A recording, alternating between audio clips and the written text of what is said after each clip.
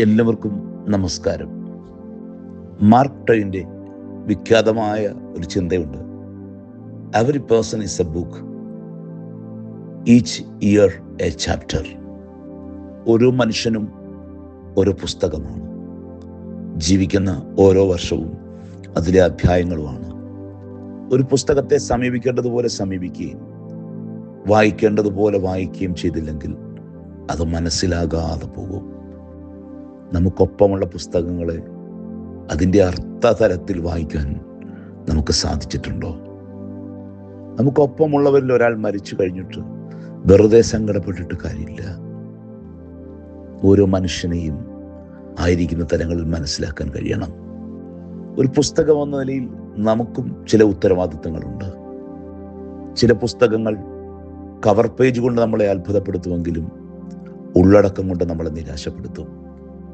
ഉള്ളടക്കം കൊണ്ട് ജീവിതമാകുന്ന പുസ്തകം ഒരു വിസ്മയമാക്കി തീർക്കുവാൻ നമുക്ക് സാധിക്കണം. ഒരു ചിന്തകൻ കുറിക്കുന്നുണ്ട്, people are like books, some deceive you with their cover, other surprise you with their content.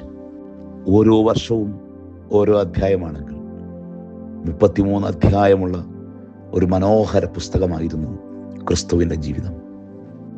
വായിച്ചിട്ടും മതിവരാത്തൊരു ധ്യാന പുസ്തകം. ജീവിതമാകുന്ന പുസ്തകം ചമയ്ക്കുന്നവർക്കൊരു മാതൃക.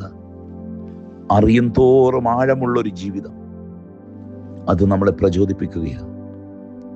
ഉള്ളടക്കം കൊണ്ട് വിസ്മയിപ്പിക്കുന്ന ഒരു നല്ല ജീവിതം നമ്മൾ രൂപപ്പെടുത്തണമെന്ന്. ജീവിതായുസ്സിൽ ദിവസങ്ങളുടെ എണ്ണം കൂട്ടുന്നതിനേക്കാൾ ജീവിക്കുന്ന നിമിഷങ്ങളെ അർത്ഥപൂർണമായി ഉൾക്കൊള്ളാൻ നമുക്ക് കഴിയുന്നുണ്ടോ?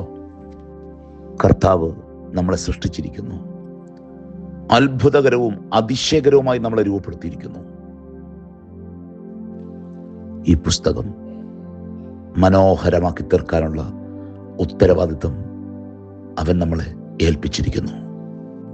ക്രിസ്തുവിനെ ധ്യാനമാക്കാം. ആഴമുള്ള ആ ജീവിതം നമ്മളെ സഹായിക്കും. ജീവിതമാകുന്ന ഒരു മനോഹര പുസ്തകം രൂപപ്പെടുത്താൻ, അനുഗ്രഹീതമായൊരു ജീവിതം ചമയ്ക്കുവാൻ നമുക്കൊക്കെ സാധ്യമായി തീരട്ടെ. 2 കൊരിന്ത്യർ 3-ാം അധ്യായം 2-ാം വാക്യം, ഞങ്ങളുടെ ഹൃദയങ്ങളിൽ എഴുതിയതായി സകല മനുഷ്യർ അറിയുന്നതും വായിക്കുന്നതുമായ ഞങ്ങളുടെ പത്രം നിങ്ങൾ തന്നെ. ഒരു നിമിഷം ഹൃദയ കണ്ണുകളെ കർത്താവിലേക്ക് ഉയർത്താം. കർത്താവേ സ്തുതി, കർത്താവേ സ്തോത്രം, കർത്താവേ നന്ദി. ഈ ജീവിതം ദൈവത്തിൻ്റെ മഹാദാനം. ഈ ജീവിത പുസ്തകം മനോഹരമായി എഴുതുവാൻ, ഉള്ളടക്കമുള്ള ഒരു നല്ല ജീവിതം രൂപപ്പെടുത്തുവാൻ ഞങ്ങൾക്ക് സാധിക്കണമേ. പലപ്പോഴും ജീവിതത്തിൻ്റെ ഉത്തരവാദിത്തങ്ങളിൽ നിന്ന് ഓടിയൊളിച്ച് ശൂന്യമായ ജീവിതം ജീവിച്ച് മടങ്ങിപ്പോകേണ്ടി വരുന്ന അവസ്ഥ. കർത്താവേ, ഓരോ നിമിഷവും എത്രത്തോളം വിലപ്പെട്ടതാണ്.